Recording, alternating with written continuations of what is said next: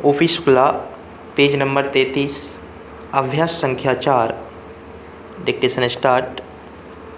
आज जब हम मुड़कर देखते हैं तो पाते हैं कि हमारी कृषि ने बहुत उन्नति की है, लेकिन जब हम भविष्य की ओर देखते हैं तो चुनौतियां हमारे सामने सिर उठाए खड़ी हैं।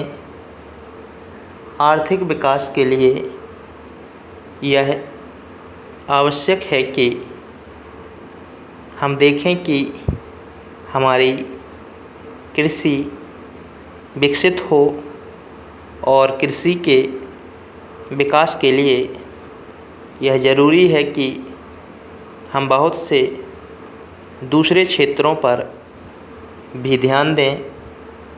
ज़्यादातर गेहूं के क्षेत्र में भारत के कई भागों में हरित क्रांति आई है। आज हमारा गेहूं का उत्पादन 7 गुना बढ़ गया है।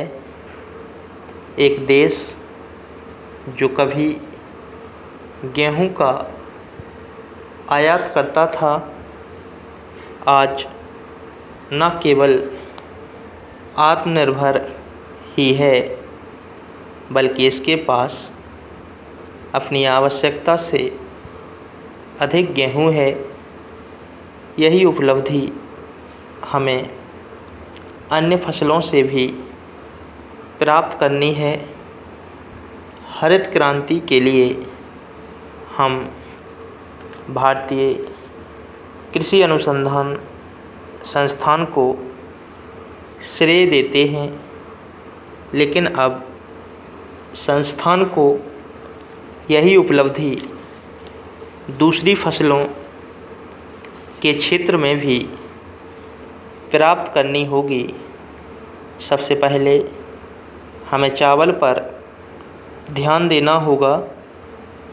अच्छी किस्म का चावल और अधिक उत्पादन अभी हमारे यहाँ चावल का उत्पादन बहुत ही कम है। क्या हम बहुत अधिक खाद का उपयोग कर रहे हैं? क्या हम इससे बेहतर कर सकते हैं? क्या हम योजनाबद्ध तरीके से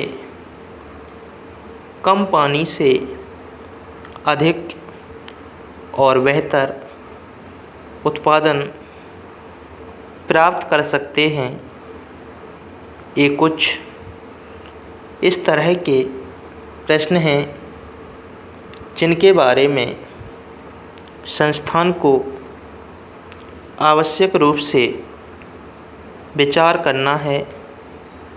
यहाँ इस बात पर भी विशेष रूप से विचार करना होगा कि हमने बहुत अधिक मात्रा में गेहूं का उत्पादन तो किया है, लेकिन हमारी जनसंख्या बहुत तेज़ी से बढ़ी है।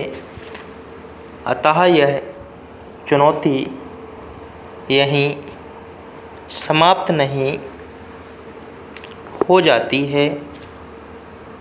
हमें नए नए अनुसंधान कार्य करके बढ़ती हुई जनसंख्या को ध्यान में रखते हुए उत्पादन को और अधिक बढ़ाना होगा।